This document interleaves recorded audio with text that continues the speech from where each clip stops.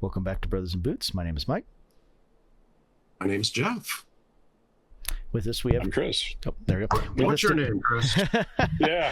I'm kind of new here. Yeah. So with us, we have Chris today. And today we are going to be doing an episode that's very much a retrospective on this year. This is the first year of the podcast. And with the New Year season approaching us, it's a good idea for us to talk about what's happened this year, what we liked, what we did this year, what we didn't like, and kind of just do a good reverse deep dive on what we've done this year. So let's start with what you're drinking today, Jeff. Burrell's first batch from 2013, I believe. I had 2 bottles of it. This is my second one. Most will say it's pronounced barrel at this point. I was calling it Burrell for several years before anybody suggested that to me. I think it's really cocky to call it barrel. So Burrell is the only logical choice. Anyway, great pour. It's kind of a great story to it. This was actually distilled by Dickel, and they ran out of space in their rick houses because they didn't get built as fast as their ramp up. So these got sent up to Kentucky to the old Stitzel Weller to age, and then got barreled by Burrell. It's a fun story. All righty. So, go ahead. Nope. So this year we have done a lot. This was obviously the first year of the podcast. I don't think we missed a single week this year. I think we did 2 live episodes to cover any weeks that would have been missed. But as of this point, we have released, was it 49?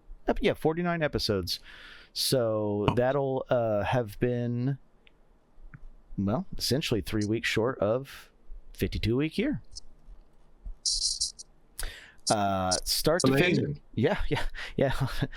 We got close to almost missing some weeks there. It did almost happen. It was a chaotic summer for me, but yeah, here we are. So we've done our first year. Obviously, the first 12 episodes were just really me and Jeff starting, kind of winging it, working off feedback. And then from there, we've refined and gone from that point. And at this point, we have talked about most of what anybody would need to know in boot making, short of, becoming a boot maker. We've done leather, we've done soles, we've done every aspect of patterns, models, laces, tongues, outsole options, midsole options, the USA tanneries, the Europe tanneries, the Asian tanneries. There is not much at this point that isn't like getting into like a niche troubleshooting topic that hasn't been covered, at least in its basic aspects. We really put ourselves behind the 8 ball for being able to continue. When we first started, we were just like, well, let's put out some useful information. Let's work hard to try to clear up myths and misunderstandings and explain things to people. And as a result, we ended up having some extremely packed episodes. Lots of information. And we thought, maybe we'll do like a dozen episodes. And then maybe when people in groups, Facebook, Reddit, etc., are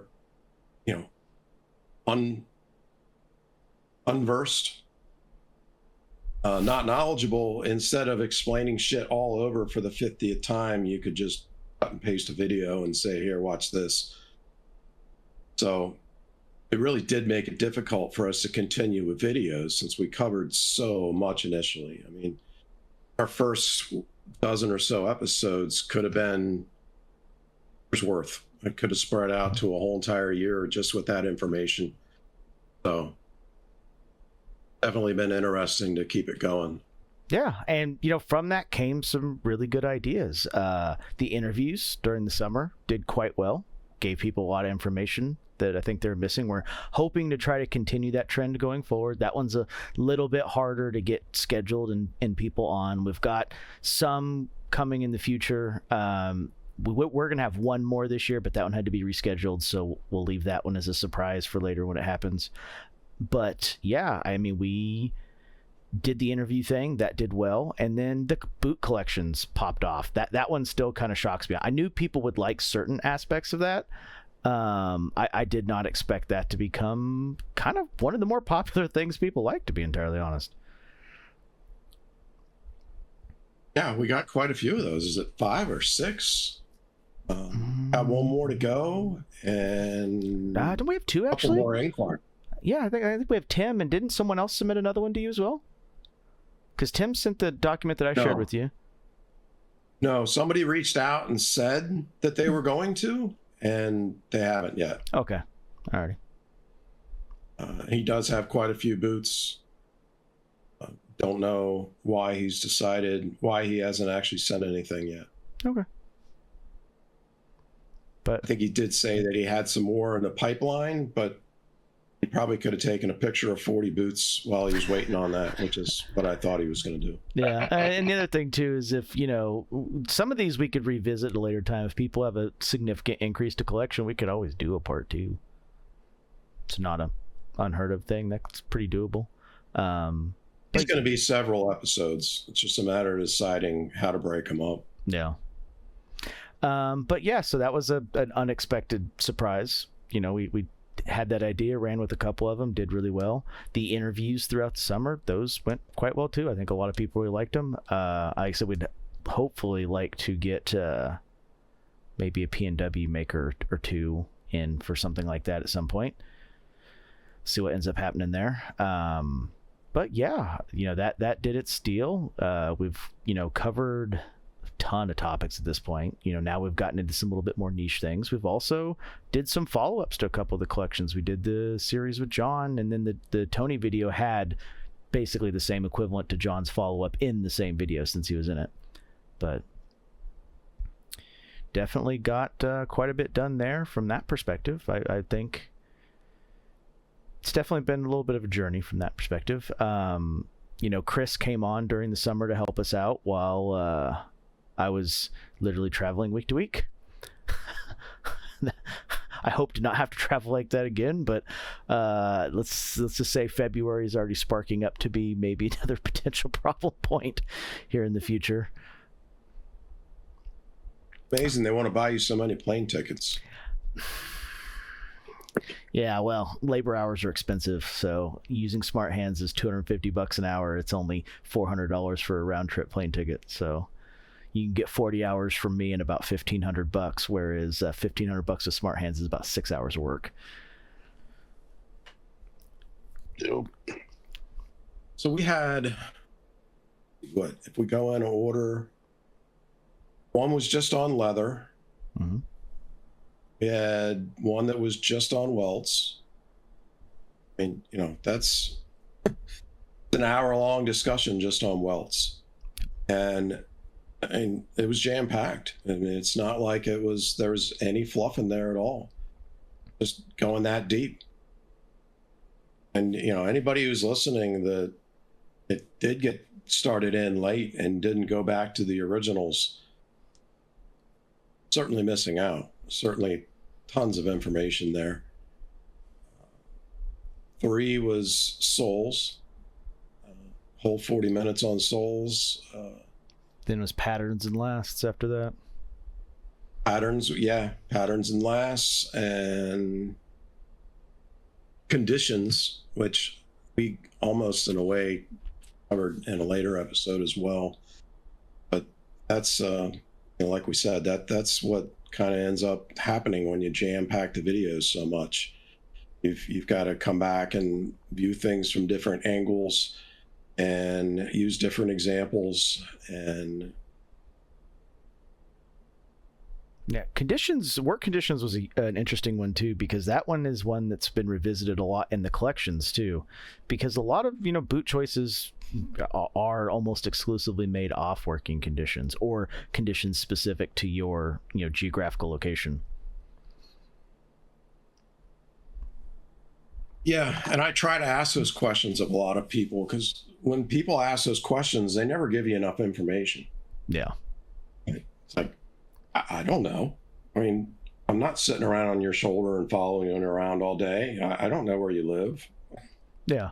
Well, You mean posting, hey, what's the best boots for me? And that's it. It's not enough information. yeah. Well, I mean, so like, let's, obviously someone in Miami is asking, do I need insulated boots? The answer is no. But like, No. that's a pretty simple one, right? But like, if someone in, northern Alabama asked me that, that's not a question I can answer. I don't know I could look up the weather today, but I don't know what their winters are like. Maybe it snows in northern Alabama. I have no clue. Like, if you've never been to Kansas before or lived in Kansas, you'd have no idea we get triple digits in the summer and negative temperatures in the winter. Or Georgia as a better example. I mean, most people think of Georgia. What are they thinking of? Atlanta. What's Atlanta's nickname? Atlanta. It's a hot fucking place. But they've also got the Smoky Mountains. Yeah. Don't they get snowfall fairly regularly in Atlanta too? In Atlanta, no, they freak the fuck out, and it causes some really good videos when they get any kind of snow. But there are the mountains there too, so they're getting snow in the mountains. For those in Georgia that live in the mountains, or those in Georgia that like to travel to the mountains. I mean, it's like an hour drive from Atlanta to go play around in the mountains. That makes sense. Or you could have somebody in a hot climate that works in a refrigerated warehouse or something like that. That's a very good point too. Yeah, I wasn't thinking of that one specifically, but yes, for the guy working in the refrigerator in Miami, he might need insulated boots. Yes. Also, they'll usually just say, well, I'm a blue collar worker. Okay, Right. Well, that's great. Are you a blue collar worker that's sitting in a John Deere or a Bobcat? Is it closed in? Are you down working in water pipes? Are you a blue collar worker stocking shelves at Walmart? Often it rains half of the time. Yeah, or blue collar worker stocking shelves at Walmart. Yep. It's a blue collar job too. It is. It's usually not what people mean by blue collar, but it certainly is. So, yeah, and then after that we did options. Was next, like every option that's available in boots, or at least the P&W specific focus of boots, but it still covers the overwhelming majority of boot making. That was followed up by how to care for your boots, and then the geographical tanners. We did a couple really long episodes on tanneries, and even then that was still scratching the surface. Those are ones we could revisit because we just kind of hit the big names in a lot of the different regions. We really didn't dive super deep into all the options that exist out there, which is hard to do. One of the things that we've really strived to do on this channel is make sure the stuff we talk about are stuff that we have experience with. We try not to delve too much into things that someone here hasn't had firsthand experience with, because it makes it difficult. Like who's the best, I don't know, Eastern Mississippi boot brand? I have no fucking idea. Who knows? There could be 3 Eastern Mississippi boot companies. I have no clue. And it's just one of those things that you have to have a starting point and focus on where we can, 1, affect positive change, but number 2, reliably give information with stuff that we have touched with our hands, not just seen pictures of on the internet. We mentioned a lot of big Asian and European tanneries in one episode, but we could certainly mention some smaller ones that didn't get mentioned there. We could go into details as far as the various tannages within each tannery, a lot more than we did as well. Yeah. Those are ones that get confused. I mean, there was one just this week that reminded me of my own confusion at one point, talking about Badalassi, Arlo, Pueblo, what was it? I mean, I can't remember the name of it, but turquoise and sapphire. Ostensia and sapphire, yeah. To me, when I first when I first started learning about Badalassi, I was told, oh, well, that's Badalassi Carlo Pueblo. And my brain said, okay, Badalassi's the brand, Carlo must be the tannage type, and Pueblo must be the color. In this case, it was red. So, I thought maybe it was, Pueblo seems like a mud color to me, a brown color, and would be a reddish mud. So I thought that made sense to me. And it took me a little bit for my brain to assimilate and think about it correctly to realize that Badalassi Carlo is the name of the tannery. Pueblo is the name of the type. That doesn't even mention the color. Yeah. Whatever that's worth. But there was somebody that was confused about that just last week. I was confused about it about a year ago. At one point, it took me a couple of weeks for my brain to force my brain to think about it right.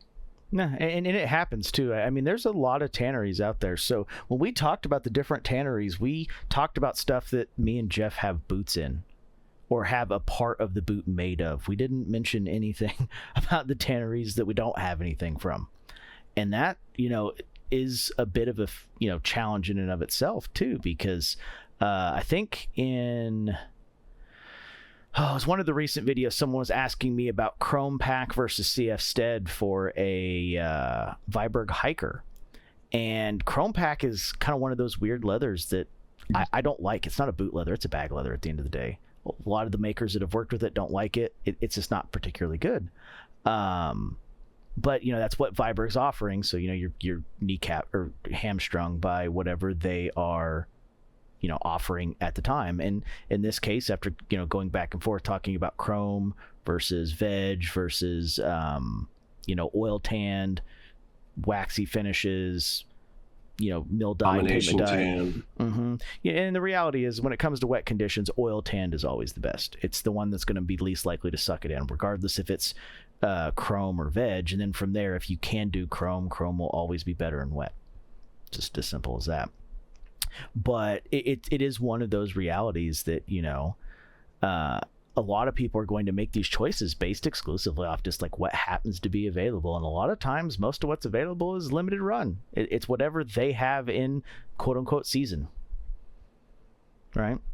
And Viberg's real big on their 4-quarter season of how they do their releases, and I imagine brands like Truman that are starting to really heavily change their model on how they're releasing boots are probably going to be doing something a little bit more similar, though I imagine Truman's seasons will be a little more, they'll be much more seasons than quarters. It'll be more monthly, if I had to guess.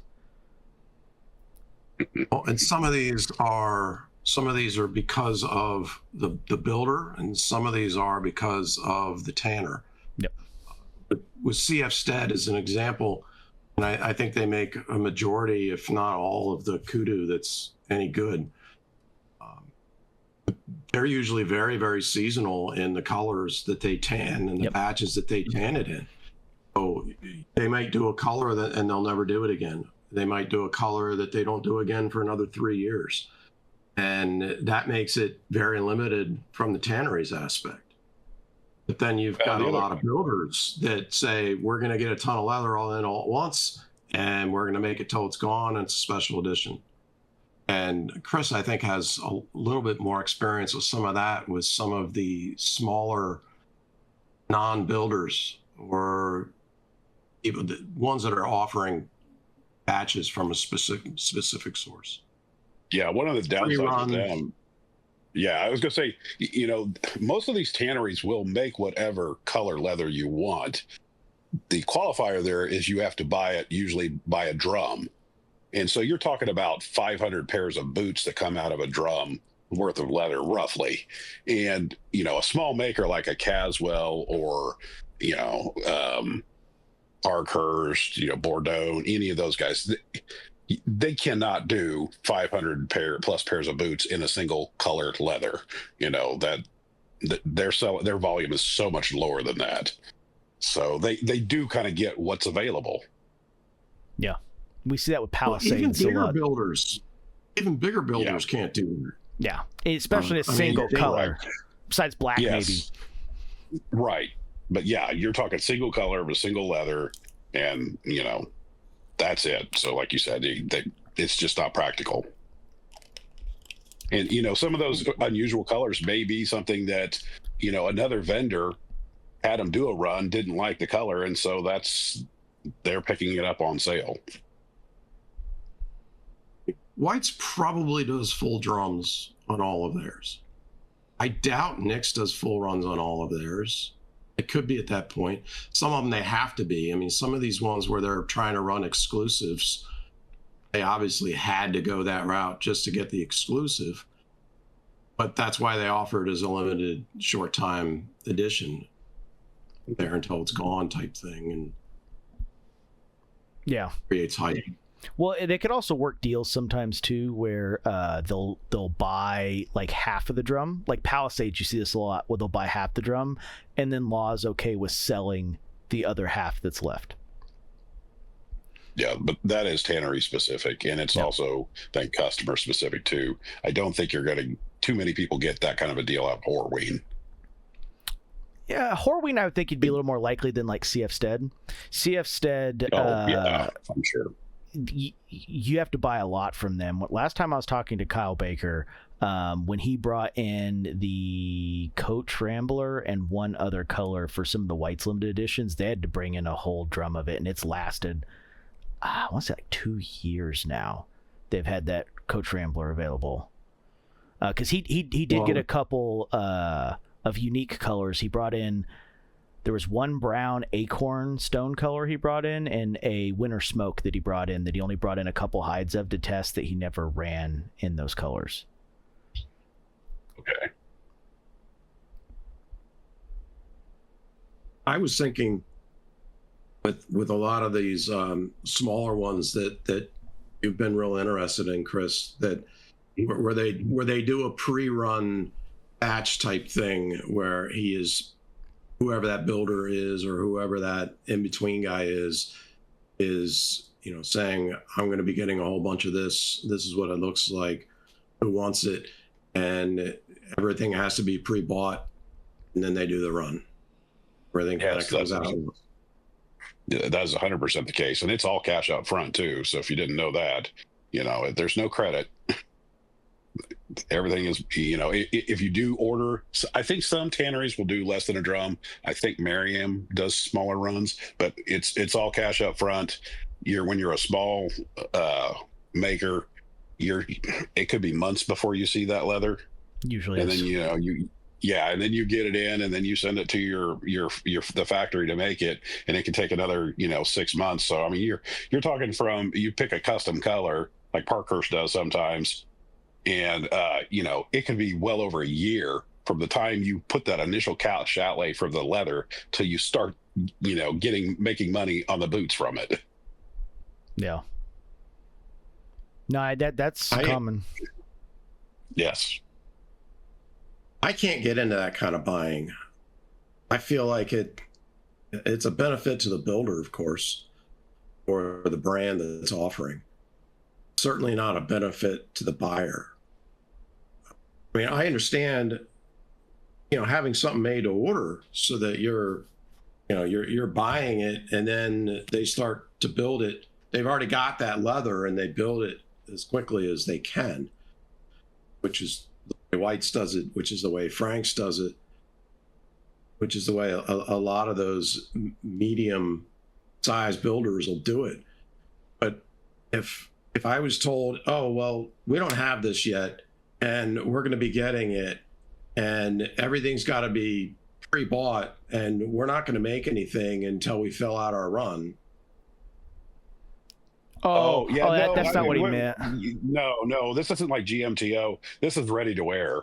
So, whoever it is, Parkhurst, Caswell, they're buying the leather up front. They're sending it off. They're getting very specific, quantity made of different sizes. They come in, and then they put them on their website as available to purchase until all the sizes are sold out. That's what I'm talking about. And, Truman does the same thing with most of their boots as well.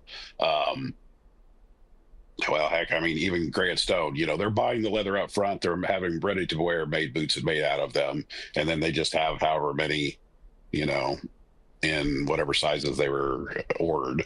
And once Well, I that's knew they gone, were ready to wear. gone. I Yeah. knew they were ready to wear. But do they make there's the no run advantage for before they have the sales? Correct. Yeah, that's what he's saying. So he's saying that, like guys like Kevin and Andrew from Parkhurst are putting money up 8 to 10 months ahead of time, having minimum stuff shipped to them, boxes of it, that they're out that money 8 to 10 months, and then they're selling it and making the money back. Correct. And that's probably a pretty short time frame. They're probably waiting 4 to 6 months on leather and then 4 to 6 months on the factories. They're probably more looking like 12 to 14 months. Yep.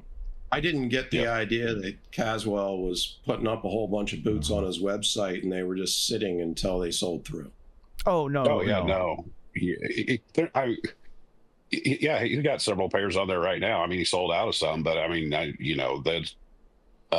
he just put, I think, 2 or 3 pairs of their Carver lace-to toes on right around Christmas time. And he's got a new pair of navy horsehide from Gloon that's going to be dropping soon. He's got like half the shipment in.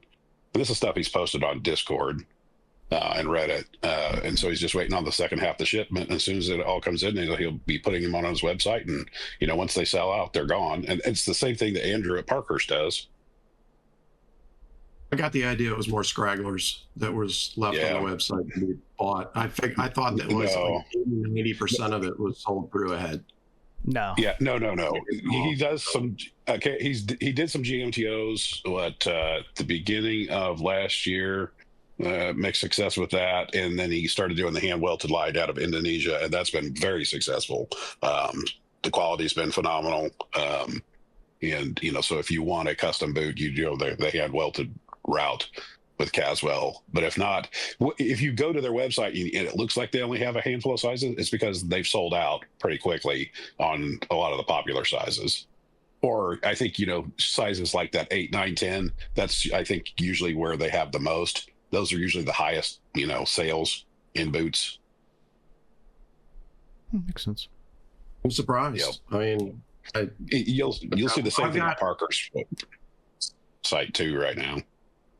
I already had quite a bit of respect for Caswell, but that gives me more because he's actually taking more risk. Oh yeah, than I thought was taking place. I thought there was a lot more pre-sale going on. No. And I mean, it's a challenging business. That is a lot of money up front. He's completely self-funded. Yeah.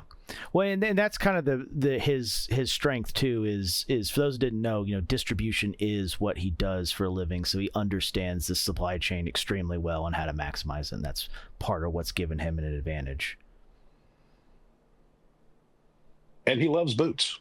Yeah. He was in the communities, long before he ever thought about starting the company. And he's traveled, to different countries and visited makers like Voss, and he's into a little bit higher end European type stuff for a while. But he definitely is as fanatical about his footwear and leather selections as most of us are. Yeah, it's a good thing too. I'm glad the Indonesian stuff's working out for him, because that is kind of given, at least for his aspect of his brand, the piece he was missing, right? That kind of customizability that, after people get a couple ready to wear pairs that they really want. Yep.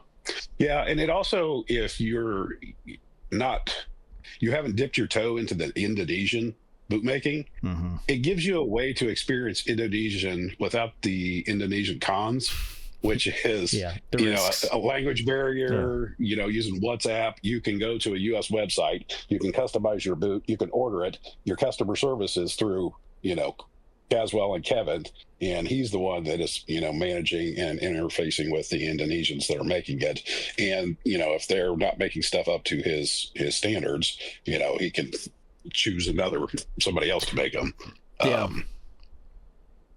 So that was the appeal for me, especially, in getting hand welted boots through that. And I've got 2 pairs now, and I should say I have 3 pairs now, and I have a 4th one that'll be here sometime in January. So I've been extremely pleased with them. Yeah, other people are starting other to do. What's it? Yeah. Crux Deluxe, I think, is the one that Dale's shown I was off of about Mario's. to say that. Yeah, that's basically to her. Same thing. Yeah. There's another one. It's Crude something or other. Welted Wear talks about them a lot. They are out of, I think, the Caribbean, and they kind of are a middleman like that as well. The one thing I will say about Caswell, and Kevin and I had talked about this, was the Morris Last. He's using that now across the entire range of boots. So whether they come from Indonesia, Spain, or Portugal, most of the ready-to-wear now are using that Morris Last. So if you had any questions about whether it was a good fit or not, you could buy, one of the lower-priced ready-to-wear boots, and if you like how it fits, then you can comfortably buy, a hand-welted pair through Indonesia, knowing that it's going to have the same fit. That's good. So I think that is also another differentiator between whether you're buying through like a Crux Deluxe or through that other company. Yeah.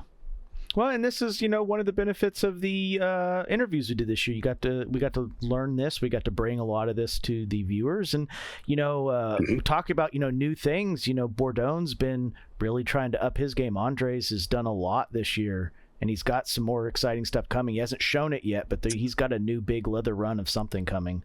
Very unique. It looks like a Chloe leather from what it looked like. Yeah, and I mean, him, it's really building the business out. They went from a little over last year, where the uppers were being sewn out of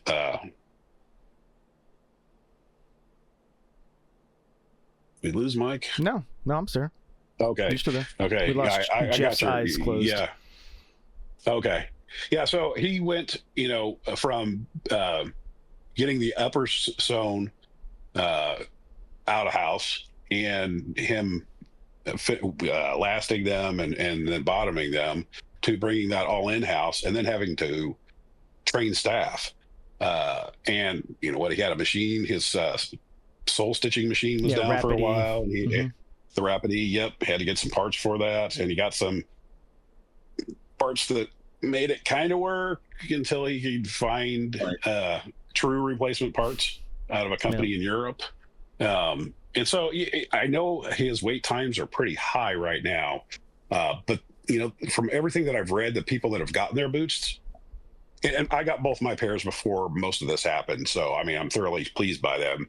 But since then, I've heard nothing but great things. And I think talking about our interview, that he's made, I think, 60 or 70, minor to major improvements to like the Takano boot since he brought it in house. Yeah. So another business that great people doing the best they can and doing a really good job with it. Has any of this experience made you more comfortable with the idea of ordering something straight from the Indonesians, or does it make you just feel better about continuing what you're doing? Well, really both. I mean, Caswell has such a great selection of leathers that, and a lot of them you can't get, the Indonesians can't get directly. In saying that, though, sometime a little bit later this year, I will be ordering a pair of Fortis boots. So that will be my first experience ordering directly from an Indonesian. Me and another buddy are going in on a, our own kind of little GMTO. Yeah, Sonny from Fortis is a pretty cool guy. He's pretty open. He works a lot with the other makers like Risky. He's also formed a pretty decent relationship with Gabbard. He reaches out to Gabbard quite a bit. So okay. Oh yeah. Well, I know Caswell. Buddy of mine, one of our viewers, just ordered from Fortis. I think he's got 2 or 3 more planned for him. Right. Okay. I know Teco of Bootlosophy, he's done a couple of collabs with Fortis that he's been pleased with. And John Bristow, the Happiness Carpenter, did too. Good. But yeah, I mean, Sonny does good work. They're keeping up with the demand, and he's definitely very interesting with like putting toe bugs and toe flowers on heel counters instead of just on the toes. He definitely likes shaking it up. I mean, he gave everybody a good opportunity when he was new. He had good prices, he had good options, he was willing to take risks on stuff when he was still a budding brand, and that's usually a good thing. And those are the kind of people that I'm drawn to. For one, you get really good deals, as you get a budding brand, and especially if they show promise, because they're not, being sold for their true value. You may have things not be 100% perfect, but that's a trade-off, right, for getting usually a lower price, especially when they're using the same quality, leathers that everybody else, and soles and stuff that everybody else is. Yeah. One thing going along with the whole flourishes thing that Fortis does that some people seem to really love, I personally don't, but he does this little, like, I don't know, half an infinity symbol. Oh, a loop-de-loop, on his heel counter stitching, yeah. And it goes he does it all over the place. For the monkeys, it's up there by your little toe. And I look at it and I'm like, I don't really like that. And other people look at it and I'm like, man, that's the coolest thing about the boot. I love that he did that. Right. Yeah, no, I get that. I've only noticed it on the backstay on a couple of pairs of boots. But now I'm going to have to go and look. He puts it right here in this part of the monkey. So on the monkey, he does it on both sides. He'll put it in this part right here. It's pretty neat. I mean, once again, you got to like those kind of flourishes. I've seen him do it like around the collars and stuff too. But I mean, he's definitely passionate about boots. His patterns, honestly, are pretty skilled. I don't know who taught him patterning or who he uses for patterning, but he's got some of the better Indonesian patterns out there. Like just in their shape, their flow, how well they seem to fit the feet of people that wear them. And shockingly enough, he posts a lot of pictures that viewers send him of pretty well-worn boots, which is not something you see from a lot of Indonesian makers. So it shows he really does give a shit. Because a lot of people get Indonesian boots they wear 3 times a year, and you never see any of the wear on the leather. Right. Well, and they did win the Patina Thunderdome. I know that can be the contest itself can be controversial, but the pair that Kevin had that won, not Kevin Cav from Caswell, but the gentleman that won, they were made of an Indonesian leather, and I thought they were an engineer boot, and I thought they looked really, really good. I mean, of course, everybody else did too. So he also won. He won the fan favorite as well, so he got like double prizes. Yeah. But those are published on Fortis's social media accounts as well. So I mean, they're proud of them, and they should be. They look great. Yeah, no, I agree. Sonny's definitely pushed the envelope there. So we did the Indonesian stuff.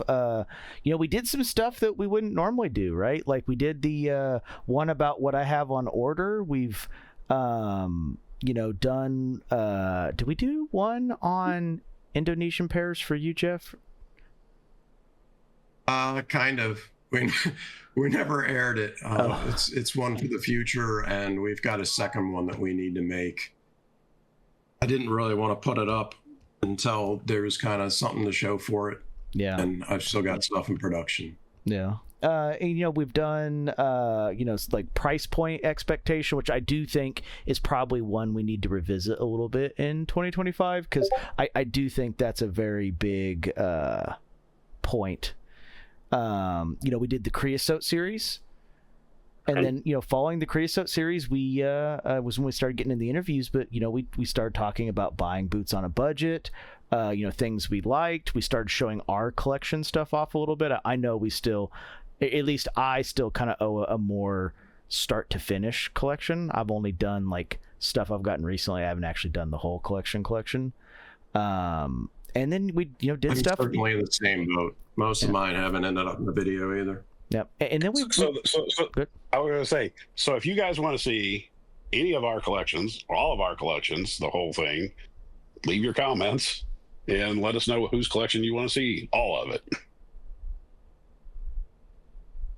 Mike, if you can show it real fast, if you know how. I sent a photo of that little flourish. Yep. Otherwise, just Chris can see it. Yeah, here's what he's talking about right here for the people who don't know. He's talking about this particular flourish right here on the medial and lateral side of the monkey boot. Yep. And I didn't notice before, but he's got one up there at the top of the tongue. Yeah, I just saw that. Yep. Yeah. That's what I was talking about earlier on the one close to the collar area. Yep. It's pretty cool. It's like a hidden Mickey. Got to find where he's putting his little flourishes at. Right. So some of them are good, some of them are bad. Sometimes it depends on who you're talking to. But, you know, that's what makes them all stand out, right? That's what keeps a lot of them going. Mm-hmm. Oh. Variety is the spice of life. Yeah, and this is the preference part we talk about, right? Like, you know, some people have patterns they like, some people don't. Like, me and Jeff have a pretty high affinity for monkey boots. I know people who absolutely hate everything about monkey boots. So. Yeah, I could see them being pretty polarizing. I've said it before, it is certainly an acquired taste. Yeah. No question. Yep. I mean, I don't know. I can't think of anybody who's ever looked at a monkey boot for the first time and said, ooh, I love that. I would say I probably like lace to toes a little better than monkey boots, but I certainly understand from a functional standpoint the monkey boots. I mean, you do get that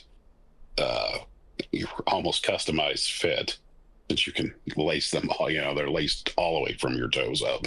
Yeah, well, and a lot of people make lace to toe patterns out of monkey boots. Like almost all the P&W monkey boots are a lace to toe pattern with an extra eyelet or two added depending on the size. Yeah.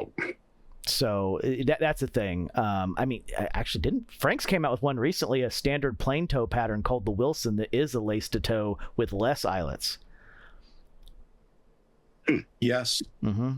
Yeah, it's a matter of how the stitching was done, but yeah, the stitching was done a la lace to toe, and the eyelets were the same as usual. Yeah, it's a lace toe pattern with a double vamp leather that, you know, just looks like a plain toe. Well, Wesco's been doing that for a while too. That's true. They've always had that Jobmaster mid one. So I think it's called Jobmaster. I think that's a small name. It's the one that has that. I think it's called Jobmaster, or maybe it's the Firebreaker or something. But I thought it was Jobmaster. Those names are based off of what it's made for, so more so than the pattern used. They've got 3 pattern choices. I believe if we went to build a Jobmaster right now, we'd be asked, do you want a regular, a semi-lace to toe, or a lace to toe? And you could click the box. It's possible. I think you can get any one of them. Yeah, I don't. The only model I've looked at heavily from them besides the Boss is the Hendrick. So. Another thing that differentiates Renav does I don't want to call it a flourish, but he does a different kind of stitching to hold down the strap, the main strap down at the bottom. It's got different stitching to it where the strap is stitched down than most do. Yeah, his engineer stitching. Yeah, it's I don't have one anymore to show, but it's a slightly different rectangular shape on it that kind of helps the strap from tearing, gives it a lot more strength for when people pull too tight on the instep area. But yeah, so we went through that. We did the Tokenol tutorial. We've talked about, tongues and kilties, different tongue leathers, MTO consequences. We did the highly controversial boot purchase regrets. But, it happens, Got to break a couple eggs to make an omelet. Yeah. To say one thing I'll say about the Tokenol episode, those boots that I did do, I wore them out to this men's kind of Olympics event where we were doing, axe throwing and flag football and stuff like that. And the reason I did those boots is because I kind of dented them and had, they the edges needed to be refinished anyways, but they still look just like they did when I did that episode. So they held up very, very well on probably one of the rougher places I would have ever worn them. Yeah, Tony has almost redone all his in Tokonol. He really likes the finish process of it. And Tokonol is a kind of like a pasty glue substance, so it does seal the edge of the leather really well, and it's going to take a lot to get it off. It's not going to come off real easy. It just depends on you could burnish it to your level of shine, but if you don't want shine at all, that's obviously not going to be a particularly great method. Right. So... But it's the most durable edge finishing that I've figured out, at least when it comes to like scraping and water. So, because I scrape the shit out of all my edges, like all my toes end up looking like this. This is worn through Tokonol. This is data center wear. Like, as you can see, it just fucks everything up real good. So everything's sharp. It's all fucking Chinese. Well, these days Mexican stamped steel, and no one's gonna waste money rounding off edges or softening them. That's expense. Why would we spend money on that? Another thing that comes down to preference. Mm-hmm. Absolutely. Whether you like a shine, do you like it dull? Do you like it looking like heritage or old fashioned or something? And some of that is what you choose to use as the product, and some of it is how you follow it up. You follow it up with nothing. You follow it up with a rag. You follow it up with a burnishing stick. They're all going to make a difference on how it ends up looking. Yeah, how shiny it is. Dull. Now, if we could only figure out bead blasted, get that Tokonol on there and get the bead blaster out and give it a nice bead blasted finish. Yeah, I think that's kind of counterintuitive. It's still funny though. Yeah. Let's see somebody do that and put the results online. Yeah, just be real careful of that upper leather. Right. So we take no responsibility if you follow our recommendation to do that. Yeah. We did the boot boom. We did the blue collar versus white collar, which I thought we were going to get way more polarized results from. Shockingly, we did not. That one was a little... That's one that, especially in the boot communities, that white collar, blue collar work usually strums up a lot of at least noise, if nothing else. Yeah, Drama. My favorite was being accused of prancing or something like that, and my heritage boots. So I leaned into that. Yes, I apparently prance in my non-blue collar boots. That's how you're supposed to wear them. We did the question and answers, and recently the myths. Those are popular. Definitely got to have some more of those coming up. Yep. Let's see, I never thought to look, but I'm going to look right now at which ones got the most comments. I'll give you two guesses, but you only need one on which one it most likely is, and it's the one that came out 2 weeks ago.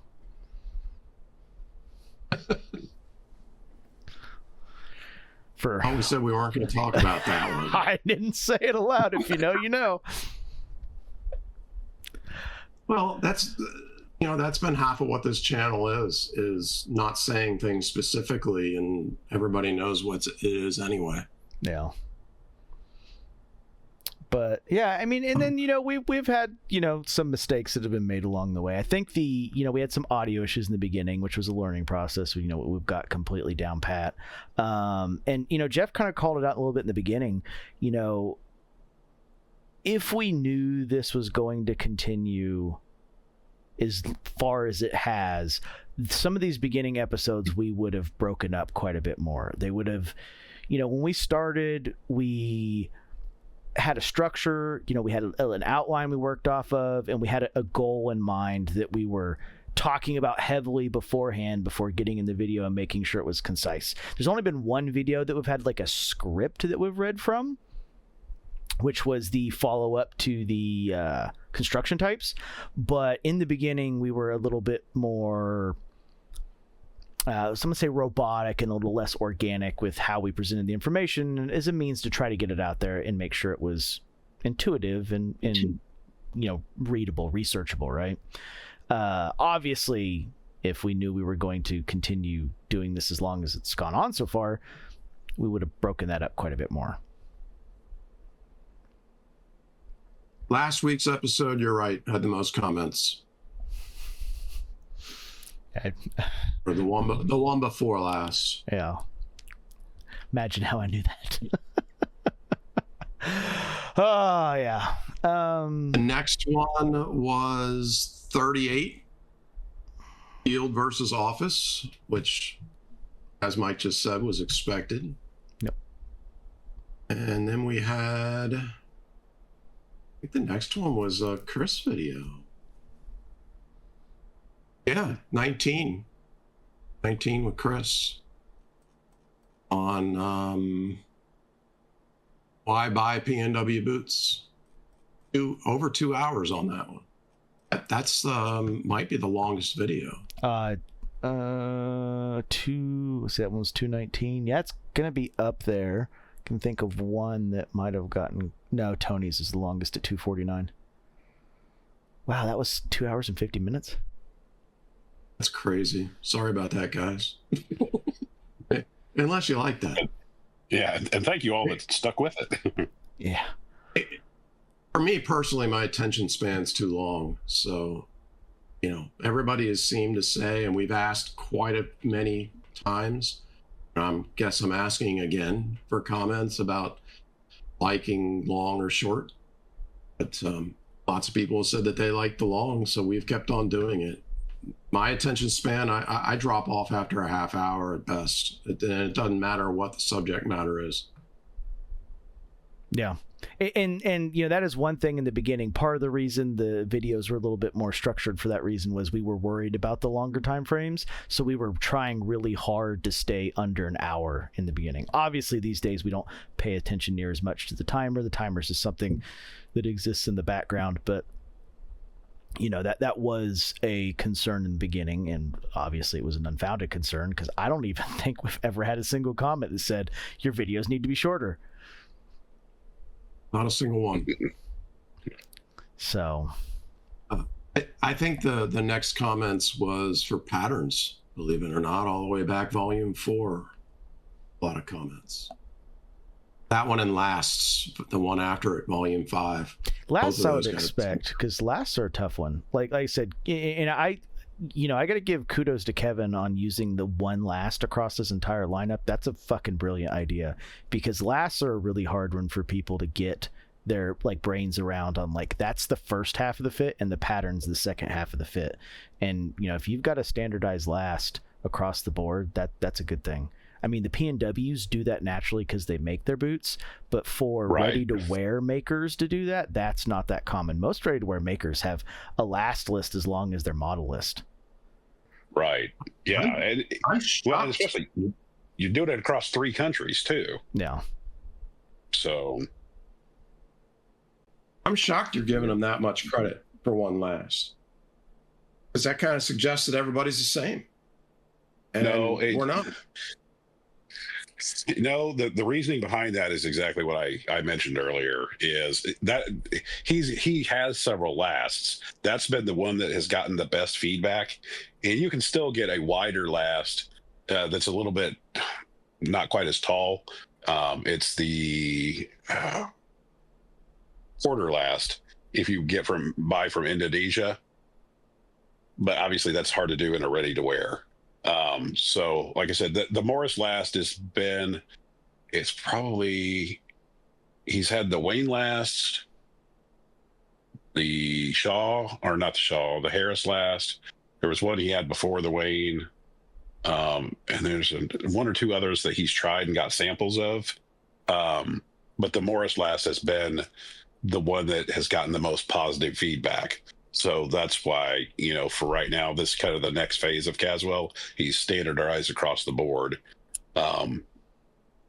And then I would look to, as more sales happen, gets more feedback, you might see another last added. But the thinking behind that is to make it so that you can comfortably order, whether you're getting something from Portugal or Spain or Indonesia, that you can confidently order a pair of boots and know that they're going to fit you if you've already bought a pair in that last. As in a lot of situations, you've got a point of view. Sorry, not you, the royal you. We can view things from different perspectives. And my perspective in saying that I'm surprised at the one last is from the customer's standpoint. Because I am surprised that all of the customers would want the same last. Now, I'm not surprised that he would only want to offer one last at all. From that perspective, dude, that's awesome. If you're selling boots and making money and they're all flying off the shelves and you only got to fuck with one last, I mean, dude, you're doing phenomenal. You've come up with a perfect last. I just feel like everybody's got different needs and wants and different. Like I said, I think it's more about the size. And when you start as a small maker and somebody only buys one or two pairs of boots from you, and you do that across 3 different lasts, well, what's the comfort level? If I'm talking from somebody that's pretty, relatively new to boots. I look at it and go, holy crap, what's going to fit me? I know comfortably I fit in this last, and I really like this leather, but this is the last I've never tried before. And so you try, so it's a little narrower, it's a little longer, it does create some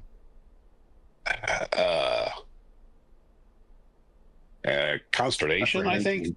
Apprehension on a new buyer's standpoint, especially when they're not established lasts. So when you get into, like, say, a Whites or something like that, or the P&W makers, those are well established lasts, and so it does make sense, right? You have lots of people that have tried them, and you can kind of find your, what I call, like, your boot buddy, somebody that his feet are similar to yours. They may not be the same size, but they may be the same kind of dimensions. So if I know.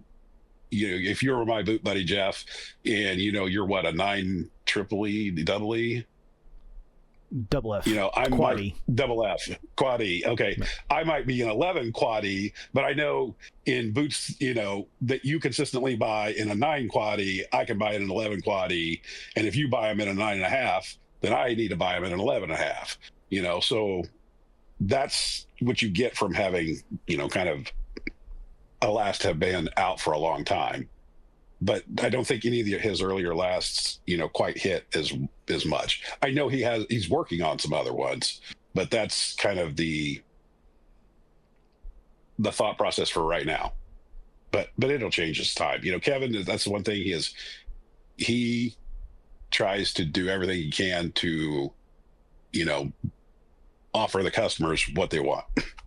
Yeah. Does that make sense? Yep. And some of my praise kind of more came from the fact that him having that last at 3 different facilities or factories or locations just increases chance of somebody copying it. So it's kind of a step for him, in that, setup. Because originally he kind of isolated his lasts between the different places he was getting them made. Yeah. And that was, I think, more just from a financial decision. It was, I bought these last year, and so they were made in Europe, so I sent them to Spain. But get them made and sent to Indonesia is going to cost me 3 times what it cost me to send them to Spain. Yeah, makes sense. Mike, did you put up a cardboard cutout so you could walk away? No. You've been frozen for like at least 5 minutes. Do you see me moving, Chris? I see myself. They people see me moving. Yeah. Okay. Yeah, so. I think on the last, you have, Parkhurst that's just made incremental changes to some of their lasts. And then I think, they're also selling out of Portugal now too. I know Bordeaux, they use the same last for all their boots. The one kind of newer maker that we did interview is Blackbird, and they are tweaking lasts So like from my first pair of boots from them, they had a Quoro B last, which was a more narrow European style last for their boots. And in their 11 and a half, my little toe just touches the outside of the boot. It's not enough that it's uncomfortable. It's just I'm not used to that. So when I first put them on, it's kind of like, feels weird. And I get used to it by the time I wear them. But their newest last, in the 2 pairs I just got from them a couple months ago, it's not as elegant looking. It's a little bit more rounded toe, but it is incredibly comfortable to wear. It makes sense. Yep. I don't think there's a perfect last myself in my own journey. I've got one last that I prefer for a logger. I've got one last that I prefer for a monkey. I've got one that I prefer for more dress. I'm going to have some built that are more cowboy oriented that I'll want a different toe on that one. The 55 looks best, but it's too short in the toe box for me to be happy. I do own a pair. They don't get worn very often. He's talking toe height, so he means the tallness of the toe box, not like the length of the toe box. It's this specific height in the toe box he's talking about. Right. Yeah, and that's been my own personal problem, actually, because my toe, I've said it before, especially my left big toe is very sensitive, and I like to be able to wiggle them around to release pressure or whatnot. And I want toe box height for that. But toe box height doesn't look good. I mean, as far as aesthetics go, a shorter toe box in height always looks better. That's my own internal battle. I'm with you there, though. I like to be able to wiggle my toes a little bit. I don't want them like crushed or even the top of the toe box touching my toes unless I explicitly curl them up. Yep, no, I agree. Another problem in that respect is if you may or may not decide that you want to do inserts. Mm-hmm. Anybody who's bought a boot that they think is perfect and then they've decided to put an insert in because it would make it better or some reason, they often end up in a situation where it's like, well, damn, now my toes are too close to the top of the boot. Yep. And sock thickness as well. Yeah. Yeah. Yep. So, there are pairs of boots. Yes, exactly. Yeah, there are pairs of boots that I have that I wear with thinner socks, are just absolutely perfect. But if I put on, what is the darn tough socks, their thickest sock, it's not very comfortable. I'm assuming you mean the middleweight sock. I highly doubt you have a pair of their Mountaineers. Yes, I do. They're thick. Yes. Their thickest sock, the Mountaineer, is not meant for boots at all.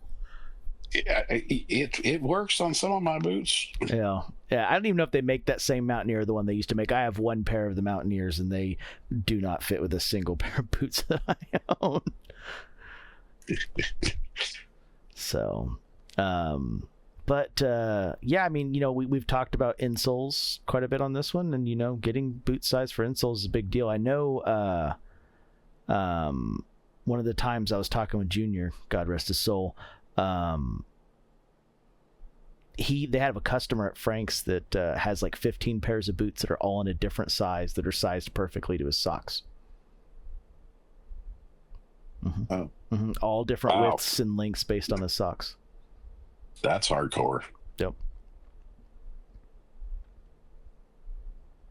It'd be better for a future episode, but first brought it up and I'm curious. What have you been doing as far as socks for the last 2 months? Because the last time, 2 or 3 months, last time we talked about it, you hadn't done a whole lot of exploring, had you? Still haven't that much. I've got those darn tough socks. They're the darn tough tactical over the calf extra cushion socks. So is that the T006 or T005? 3006 or 3005? It's a T4050. Oh, okay. Yeah. So the one that's different is the T3006, which is one of their tactical over the calves. Those have a different weave pattern than all the others. Oh, okay. Mm-hmm. They're very similar to the CEP compression socks weave, which I have a couple pairs of those. That we talk about those a little bit in a coming video. You should probably give those a shot, Chris. I think those are right up your alley. Yeah, you told me about them. My only pushback or concern, and it's like that with the most compression socks, was the ratio of yeah. So we talk about that in wool to. Yeah, we talk about that in an upcoming video, but one of the Bison brands that makes Bison pairs, to get some of the compression and also for the thick material CEP uses, you couldn't make it all out of wool. It'd be impossible because their thread count when it comes to like how many looms per square inch is almost triple what Darn Tough's is for the CEP compressions. So there's no way they'd be able to make it out of the merino wool. They wouldn't breathe at all. Yeah. So to answer your question, Jeff, I bought a pair of the Darn Tough socks. I bought some from Camel City Mill, and then I just have some kind of cheapy merino socks from Amazon. And I have found that I either wear the cheapies from Amazon or the Darn Tough socks. And I don't really care for the Camel City Mill. That's not uncommon. So Camel City Mill puts a coating on the wool so that you don't have to use a wool wash to condition it. Basically only CEP and Darn Tough are the only merino wool wakers left that don't do the coating. That lets you basically use Tide and shit with it, that doesn't slowly break down the wool over time. And that's what kind of makes people's feet sweating them. I have an alpaca pair from Willow Ace that make my feet sweat like crazy because of that fucking plastic coating. Yeah, which is funny because they talk about that on their ads, that, if your feet sweat a lot, buy our socks. It's like, my feet don't usually sweat that much, but they do in those. Yep. I had the same problem with Willow Ace alpaca and a bunch of other brands as well. Yeah. There's a video coming up on that specifically, so there's a lot of good information there, but I would invest you in a pair of CEPs. Maybe don't go with their really expensive $60 over-the-calf socks right away, unless you want that compression. But their regular ones are same Darn Tough prices. They're, I think they call them mid-cut length or whatever. I do have one of their $60 like over the calf ones, and I will say after I shrank them in a little bit of hot water because I have lady ankles and baby calves, they're the only pair I have that don't work down, don't just like roll down over the course of the day. So compression is not really something I need, so I'm not going any deeper down that rabbit hole. But like for my Wesco engineers, those are my favorite socks to wear with those. With my Bob Henderson arched inserts, which, by the way, we haven't talked about this much, but for those that have figured out, found like the arched half soles and full soles that exist out there, the Nix Delta arches are real popular. I like the Bob Hendersons way better. I just sent they're a little bit cheaper. I like Bob's arch piece way more. It's like a trapezoidal arch piece, so it fills up the arch a little bit more. And Bob's pretty cool guy. Yep. After you get past the first 5 or 6 episodes, the ones that have gotten the most views, sorry, I'm kind of changing subject, but this episode is supposed to be a year in review, so redirecting.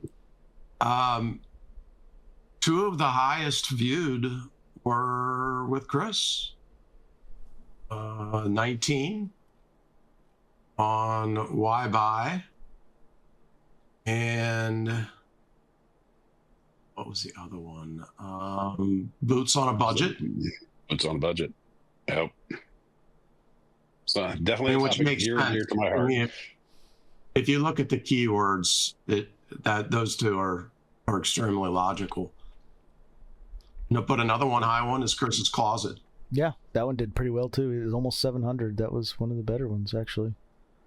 Yeah, that one did not have any keywords to otherwise explain it. So that was a really popular one. Boot Purchase Regrets is another one that got a lot of views that didn't have keywords. I think would pop people, except for the word regrets, maybe. So. Yeah. I still have not bought a pair of P&W boots. I'm still considering it. Because I've had people ask me that, and for me, the reason I haven't is just because I've had some other boot purchases I wanted to make before that. But the other is I don't have a job situation or a foot situation that requires me to get P&W boots.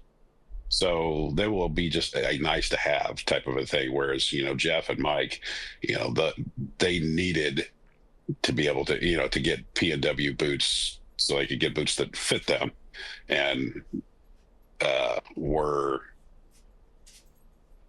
providing the positive foot health. Yeah.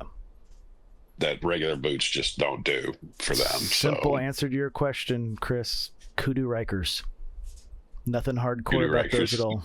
I'm not joking. No. They're like the most casual boot that you could work in possible. Yeah, you do bring up a good point, because Kudu is really tough leather. And that's what I do want to get, is a pair of work boots from them that I will use when I do go out and work on the yard or do woodworking or something that I can trash. But, still take care of the leather. But if I spill some paint on it, I don't care. And yeah, that's a lot of money, but it's not about the money. It's about, foot health while I'm out there doing that kind of stuff. Yep, Kudu Rikers are it. Kudu's tough. Kudu is light. Like Jeff's. Yeah. I mean, Jeff, your Kudu Rikers have to be one of your lightest pairs of boots, hands down. There's no way any of those are even close. Because Kudu's light. Yeah, for sure. The Rikers have canvas in the uppers to help with that, and on top of it, depending on since Jeff lowers his heel stack a little bit, that takes a decent bit of weight out of the bottoming too. I mean, I own 3 pairs of Rikers. That's a hell of a lot more than I thought I'd ever buy, but that's how much I like them. I keep on buying them. That's because I like them so much. Yep, I completely get that. The Riker and the Monkey are my 2 favorites right now. Next pair is going to be a pair of Monkeys. I'll have some engineers coming from Indonesia before too long, and that might change the whole entire ball game. Do you have any engineers yet? I don't remember. I've had a ton over the years, but I don't have any that I wear right now. I have 2 pairs of Wescos, and I'm never going to wear either one of them again. And 1 pair has never been worn. I wore them around the house for an hour, and I just haven't gotten around to selling them yet. Okay. Yeah, for me, and I don't have any engineers, but I do have a couple pairs of pull-on boots, and the feel of pull-on boots are just much different. Yep. Way different. And I don't know if I like it or not. I mean, they're not uncomfortable. They're just Red Wing Pecos boots. But it's been one of those things. It's like, if I don't really enjoy this, would I enjoy an engineer boot? I mean, that's the same kind of feel. Yeah. There's a looseness to it. There's a lack of security you don't get from laces. You got to get used to. Even in a completely bespoke pair, because you're not holding your foot in place at the instep area that you would be, because that's how you have to be able to get your foot in and out. Your security is held in the waist area, which is not standard for a regular pair of lace-up boots, except for a Monkey. Yeah. And I don't know that I like that. I had Fries back in the day that I literally wore to death in both harness and engineer, which, I mean, it's essentially the same boot. I mean, the toe shape has changed, and the type of thing that's going around your ankle area is a bit different, but more or less the same. Wore a lot of Fries to death, wore some Chippewas to death. Had a pair of Georges that I wore for quite a while. So, I mean, I've been through a ton of them over the years, but just I don't have any that work for me anymore. And that's a combination of my feet changing and the company's changing. A pair of Chippewas is not what a pair of old Chippewas was. A pair of Fries is not what a pair of old Fries were. No. Add to that my foot, and I got brands that I can't wear anymore. I've got attempts to buy them recently when I realized they're not the same that need to be sold because they didn't work.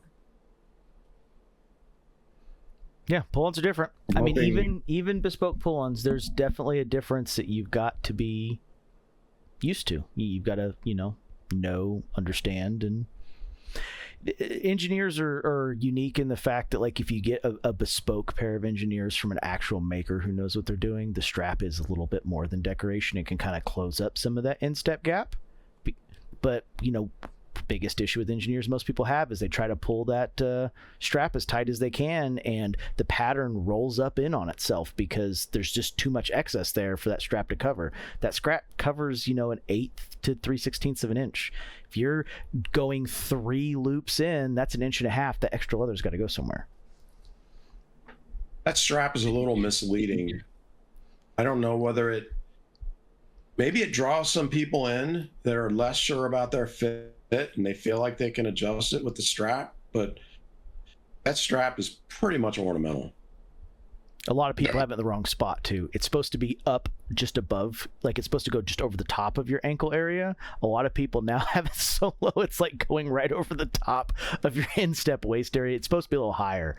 But yeah, I mean, it's meant to close up a tiny little bit of the pass-through line. We're talking like 1/8 to 3/16 of an inch. Like you wearing a thinner pair of socks that day is going to almost eliminate its entire functionality. That the amount of Go ahead. Oh, go ahead. I was going to say the funny thing is, when I started my boot journey about 3 years ago, I was tired of tying shoes and boots, and wanted to get either a pull-on, a zip-up, or like a Chelsea boot. And I, quickly found out zip boots, suck if you want them to last for a long time. Chelsea boots don't look great on bigger guys, and then I don't really care for a pull-on boot. I like something more secure. So. Funny how that works. Yes, exactly. I was just going to say, the heel slip is totally fine with me. My first pair of cowboy boots were 15 years old, I think. And for many years, it was all I wore. And then for a bunch of years after that, I wore Timberlands that I only did laces up loosely, so they were more or less pull-ons. And so the heel slip is fine with me. And I am lazy, so I do look for ways to not have to tie my boots. So I am hoping that I make a progression into mostly engineers. Maybe one day. Once I find them that fit right. So I've got some coming from Indonesia, and I've got extremely high hopes. And if they fit and break in the way that I hope, that'll be my new norm. Yep. Make some great looking ones. So he's doing hopefully a custom last. No, he's doing a custom last. So unless there's a massive pattern problem, it should be good to go. Now, is that a last that you bought and then sent to them, or are they making it for you based on your dimensions? I took like 15 measurements and sent them to them. I sent him every measurement under the sun, probably sent him even more than he actually wanted. And he is literally making a last from scratch to my foot. Nice. In a coming video, we'll talk about that more. So that he could keep them, and then I could also have a copy for him to send to me so I could put them on a shelf. Because I just think that that's cool, because I'm a geek. No, I've contemplated that too, and just seeing about having Lisa Sorrell make a custom pair of lasts to my measurements and sending them somewhere and having boots made from them. Besides looking cool and having them on a shelf, I guess the only thing that's actually going to be useful out of it is that it might help me design and make my own boot trees, cedar trees to put inside. I haven't found anything good for that yet. There's just nothing out there that makes me happy. especially for the price points that they all cost now.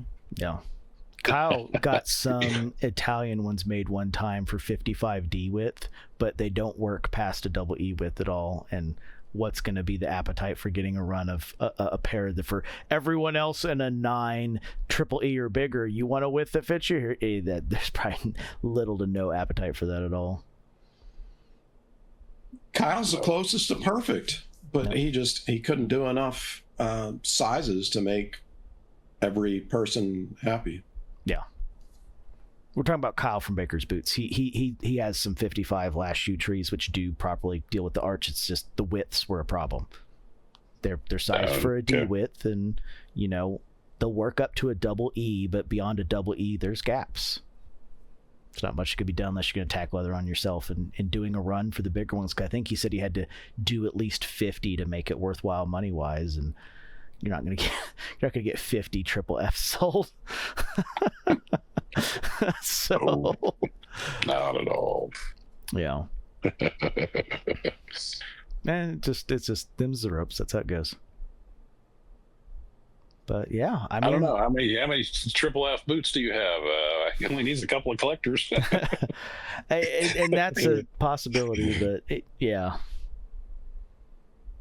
But yeah, you're right. It would be an incredible expense. I've probably said it several times. I don't really think that cedar tree boot trees are important with a lot of the boots that we discuss. I think the leather is thick enough. I think the midsole is thick enough that a lot of these, if not all of these, are going to hold their shape with no need for a tree whatsoever. But I do understand the importance of trees. I mean, all of my old dress shoes and all the ones that I still have, they've got trees because they need them. They've got a thinner midsole. They've got thinner leather. They're not worn every day. So I understand the importance of trees. I don't think for a lot of these it's important. Well, we also don't want that either. Like part of trees in a dress shoe is to try to keep that original shape and take the rolls and wrinkles and stuff out you don't want to see in your dress shoes. In our boots, we don't want to take those rolls out. Those rolls and those creases are what make them fit as good as they do. That's the whole purpose. Yeah, and the character. Yep. You're right about both of those. Yeah, when I open the closet and I see something in a boot tree sticking out of it, I mean, it certainly looks nice. Oh, I might try to assign some. For me, just because my collection has grown so large and I haven't bought the accompanying boot trees, I think I probably have 8 or 9, maybe 10 pairs of cedar boot trees. But the rest of them, I just buy the newspaper type packing material and fold it up and stick it in there. So when I first wear a pair of boots, I'll put the cedar boot trees in it for like a day or two. And then, as I go through the rotation, then they end up with the paper packing just to keep some toe shape. Yeah. And if you do elastic toe, you don't need that. And the other thing too is for a lot of people, the shoe trees are to dry them out. Most of the P&W guys will use peat dryers or something a little bit more efficient for that in the first place. Because a cedar boot tree, or even cedar trees in general in your dress shoes, they can't dry your shoes out every day. That takes a couple days for them to pull that moisture out. That's not like you put it in at night and wear it the next morning. You've got to have a rotation on something like that anyway. Yeah. Which the newspaper will do the same thing. Oh, yeah. In fact, that's one of the things they say. If you get your boots soaking wet, cedar boot trees aren't going to get them out. You stick newspaper in. Exactly. Hope it doesn't leave behind any ink. It's because you can get printed paper now. I don't know. It's the stuff you get from like Staples. Yeah, it's just a generic sheet that's got no ink on it at all. They call it newsprint, but there's no print on it. It's literally packing material. No. Well, you could buy cedar chips and put them into a sock and put that in. Yeah, you could do that. Just get a peat dryer. It's cheaper. It's way cheaper. They're like $30. I do, but my boots don't. I don't sweat that much in them, and so some people do. That's not an issue for me. Some people, yes, absolutely. Some people just have sweaty feet. I fortunately I'm blessed to not have that. And then sometimes, if I work in a real hot climate or something like that, my feet sweat. But that's few and far between. Yeah. I mostly sit on my dryers. backside and work. Yeah. I love peat dryers, but it depends on the situation. Yep. 100%. Yes. If 100%. you've got one boot you're wearing every day, Yeah. you need to buy another pair. But I digress. If you've got one pair you're wearing every day, you need a peat dryer. Yeah, if you're working, if you're actually doing really anything outdoors in them. If you've got two pair that you're rotating and you're working like blue collar, again, you should have a peat dryer. They should be both sitting on the peat dryer basically all the time. But if you've got a big, huge collection, you're working white collar, you got boots that you're not wearing very often, you're not going to keep those boots on a boot dryer all the time. Yep. Nope. Yeah, I think today was the most that I've gotten any boots wet because it started raining as we were leaving the store. So, that 2 minutes from the store to my car was, I think, the most any of my boots have been exposed to water. It's the snow's always what does it for me. Yeah, so. Especially because you walk your dog and stuff like that. So I don't have that. They frown on when you put leashes on children and take them for a walk. Yeah, shoveling driveways. Yeah, shoveling driveways, the dog stuff like that. Yeah, I know those are the ones that's the most soaked that my boots you generally ever get. But that being said, I have walked through creeks and stuff in my more heavy duty pairs like Frank's and stuff. So, I've gotten them fairly wet, but it's not something I generally need to do. And I have a big enough rotation that I'm good. I've got it covered. Yeah. If they get wet, you can stick some newsprint in them and let them sit there for a couple of weeks. I also have zero feet sweat at all, even when it's like triple digits out. My feet just don't sweat. Except for those really shitty alpaca socks. They sweat like a motherfucker in those. But yeah, no, my feet really don't sweat. So lucky you. No. I've done a ton better since I went to merino only. But yeah, I mean, back when I wore cotton socks, shoot, my feet sweat every fucking day. Those socks were somewhere between damp and wet every time I took them off. Yeah. So merino wool really makes that difference, and it could be a 90-degree day, and the answer doesn't change. Yep. No, I 100% mind that. I've also started using wool wash for every wash on my merino wool stuff, and I love how much it fluffs the merino wool back up. I still haven't bought that. I keep on promising I'm going to. I still have not followed through. No, I've used it for every wash now. It does wonders. It really fluffs the bison downs up a lot. So. But yeah, I really need to get that back on my list and think about it and actually do it. Anytime I'm surfing lately, I can't stop doing anything other than looking at tools. Now we better not get Jeff into guns then. That'll really be his downfall. Oh, please don't. That would be the end of me.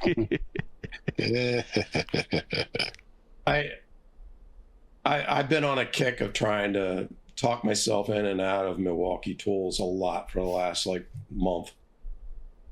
Oh. Yep, it happens. So is there a particular Sorry, Chris? I was just gonna ask if there's a particular brand of wool wash that you use. Yeah, I really like this one called Wool & Co. It's out of Washington.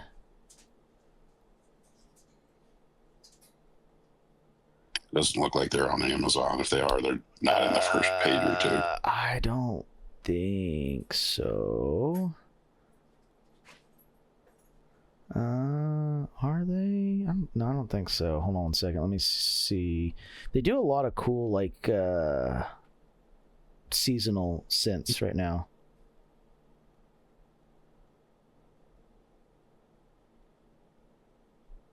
I'll send you a picture here later. But yeah, they